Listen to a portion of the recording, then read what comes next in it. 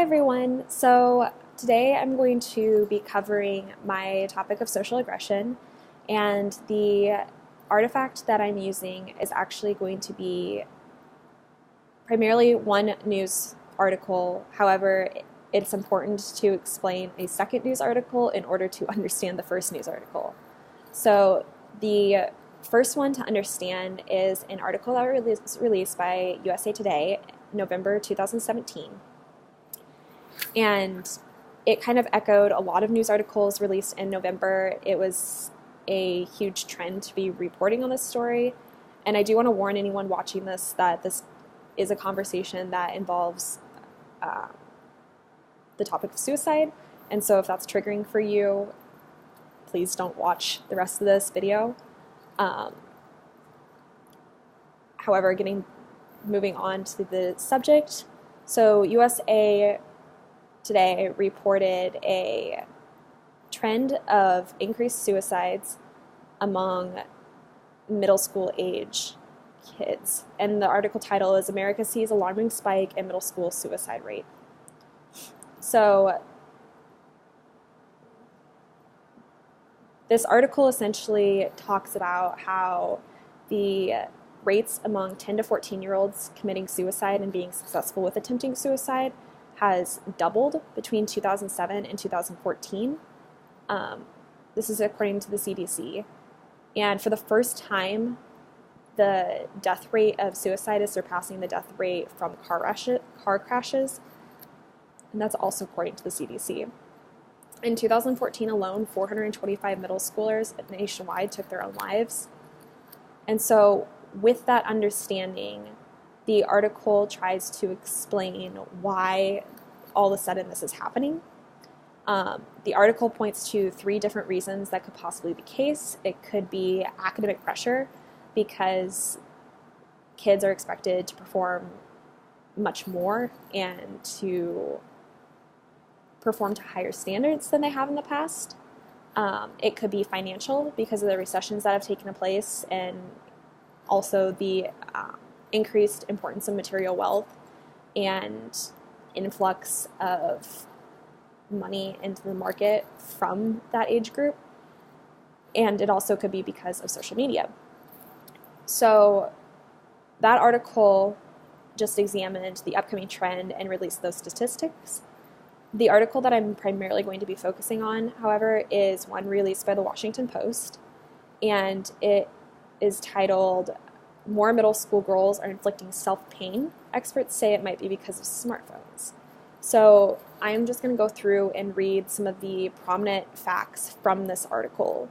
So a 15-year study of emergency room visits reveals new signs of emotional suffering among the nation's young women and girls, particularly those in their middle school years. Some experts say it could be because of girls' access to smartphones and internet bullying.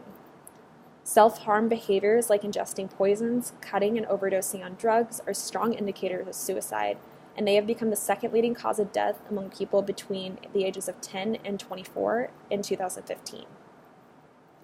Suicide rates for both teenage boys and girls are on the rise, but the number of emergency room visits for boys ages 10 to 24 with non-fatal self-inflicted injuries has remained stable in recent years, while the number of visits for girls in that age group has surged, according to the data.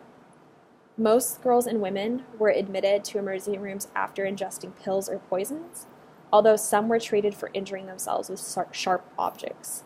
From 2009 to 2015, the number of girls from 10 to 24 admitted to the emergency rooms for non-fatal self-inflicted injuries grew by 8.4% annually. The data examined first-time visits for non-fatal injuries treated in 66 hospital emergency rooms nationwide from 2001 to 2015. About 29,000 girls and 14,000 boys with self-inflicted injuries were treated during those years. So you can see that the number of girls is a lot higher than the number of boys entering the emergency rooms.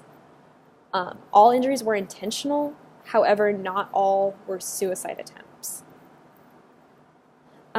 Data is in line with rates of teen suicide, particularly for girls whose suicide rate hit a 40-year high in 2015. According to the CDC, over the past decade, suicide rates doubled among teen girls and jumped more than 30% among teen boys. From 2001 to 2005, girls between 10 and 14 rarely needed hospital care for self-harm. From 2001 to 2005, only 110 girls per 100,000 visited hospitals for self-inflicted injuries during that time. In 2015, it was 633 per 100,000. So 110 versus 633 per 100,000 between 2001 and 2005 to 2015. The time girls spend on homework also did not significantly change between 2010 and 2015, so they do not believe that academic stress is a likely cause of the depression. However, the one factor that has significantly changed is that by 2015, 73% of teens had smartphones, whereas those numbers were staggeringly low in 2000, with only between 20 to 30%.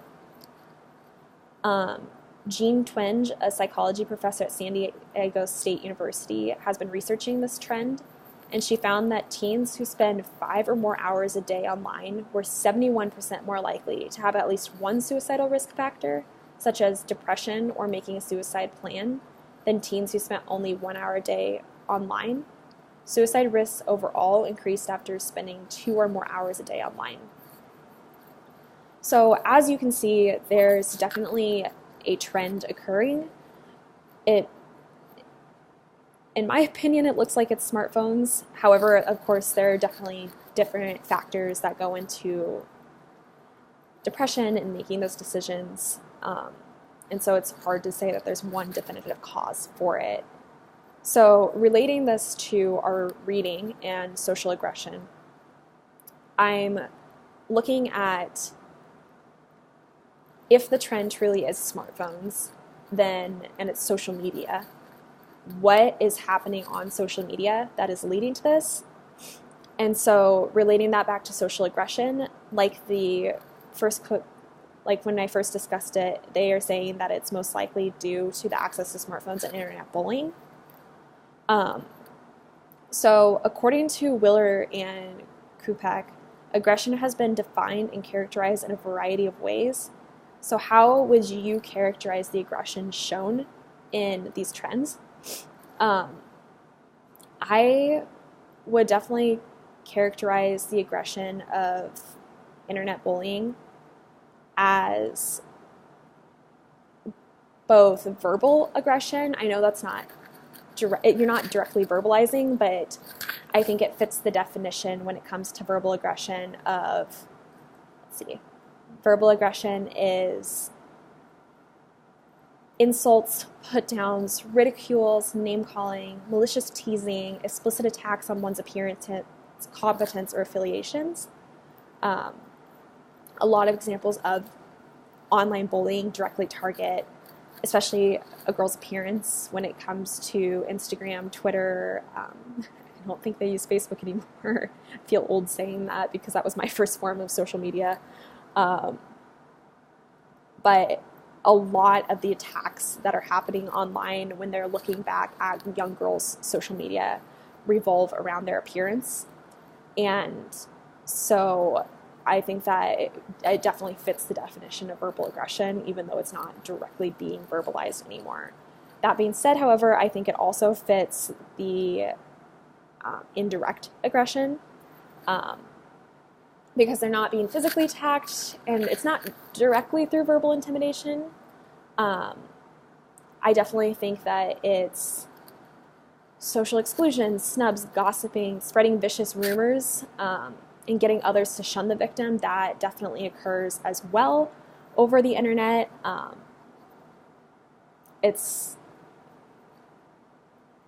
It makes sense to me that the internet is causing a lot of this because, again, like back when bullying first became a huge discussion, it was you went to school and your bully was there, but you still got to go home from it. However, kids now with 24-hour access to the internet, that bullying never stops and it's relentless. And once those words are out there, they can be read over and over again. And So I think it would be really hard to be a middle schooler today with that. I am very thankful that Facebook and social media was not as prevalent when I was in middle school as it is now.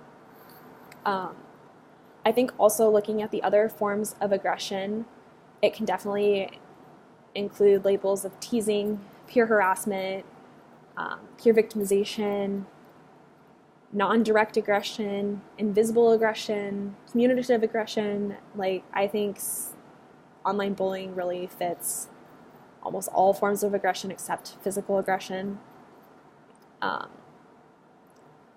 And so leading into that, the idea of cliques and aggression are not new. However, the publicity and frequency of aggression is increasing. So why do you think this is, and what does that say about our societal values? So I think that, again, goes back to just the idea that these are such new technologies, and when you're that young, you don't have the full understanding of how your words impact someone. And so I also think it relates to the images that we are showing kids of what they should be striving to be. And if you don't look like this certain type of person, then it's not okay. And you see adults discussed in media in negative lights all the time. And so kids watch that and see those aggressive behaviors. And it's very normalized in our society to be kind of a bully. Oftentimes it's looked at in a positive light almost. The article discussed Mean Girls, and we all grew up watching Mean Girls, and they talked about how Regina George was a bully and a queen bee, and yet many people found her actions funny and relatable. And so I think it's a lot to do with what media we're ingesting and how that media is being taken by a group that is more mature, and then how that media is being taken by a group that has not fully been able to mature and understand the realities of media use and consumption. And so I think that while aggression is not a new concept, that if we continue going in our society like we have, it's going to become a more and more disturbing trend. So my third question is, Willer and Kupek, I don't think I'm even pronouncing that name right, which is embarrassing, try to explain social aggression through different theories, such as resource control theory and social identity theory.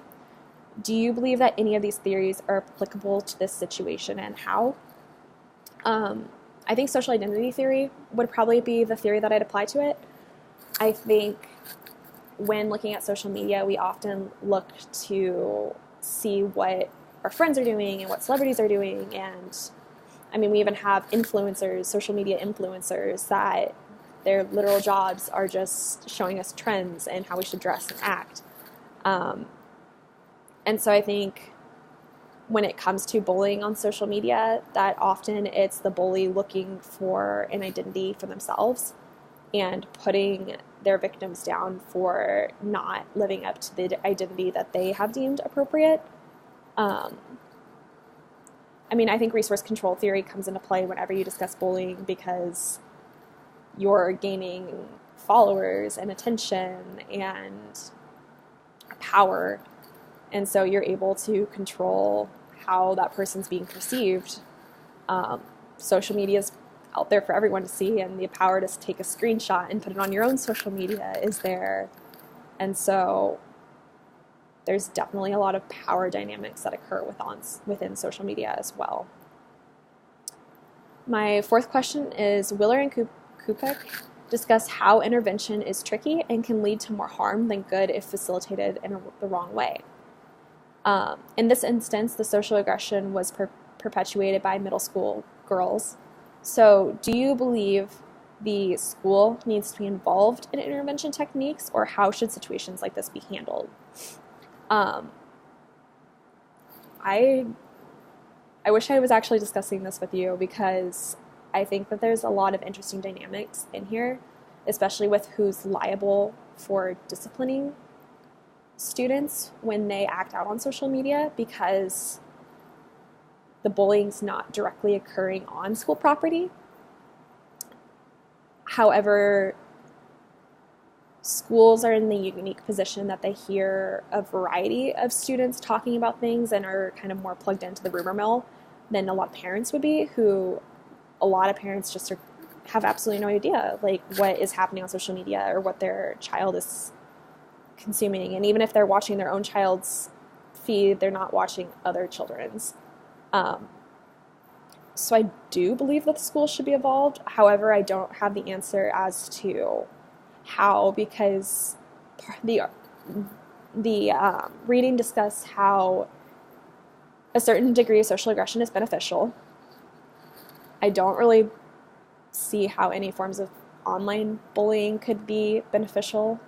I think it'd be more the like rumors and gossip and smaller microaggressions that would maybe be beneficial, but I think that social media aggression is just very deliberate and tactful when it comes to dealing with others. But it's the matter of, they also said that if you don't know exactly who to target and if you don't have a well-trained staff on how to handle situations and work with direct communities, that it's very difficult to do it well, or you're going to make it worse. So I think that it's definitely the staff of schools need to be educated on how to properly handle things. One of the article on suicide rates increasing by USA Today discussed how 4 out of 5 teens show suicidal intentions before they actually commit suicide. And so I think it's also training staff on what to be aware of and how to prevent death, as well as prevent feelings of loneliness and hurt, and just recognizing that within children and looking for those signs, I think would be more how to intervene on it. So I don't have the correct answer on that one. I think that's a really hard obstacle for schools, especially when you have such limited funding and resources oftentimes as it is today. And then my 5th question is, where on our chart would this situation fall? I mean, I want to say completely dark, but I know that that's not truly the case. It just seems like such a dark situation. I guess I would put this maybe as what was once bright is now dark. My case for that would be social media can be used positively. It can influence change. It's been used to do social movements. It's a great way to connect with your friends and have your own little community and feel included, even if you might not be. So I'd say that might be bright, and then it turned dark when it was used in a negative manner to bully someone. I could see it being once dark is now bright if a child was getting bullied on it and then they ended up making friends because somebody could relate to their situation and they reached out for help and formed a support network for that. Or they confronted their bully and that bully learned as like what was wrong with what they were saying. I don't think this situation could ever be fully bright. I think this is a really difficult situation. There was a film released by Emily Osment, and it was, I think it was called Cyberbully. And I just keep thinking of that film. And there are a lot more now that are being released by that, with that topic in mind. So I think it's hard whenever you're discussing death, especially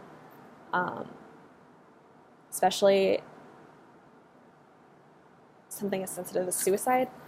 So I guess I would argue that it could fall between those two spectrums, but I don't know. It just feels dark overall. But yeah, so that is my presentation on social aggression. And thanks for watching.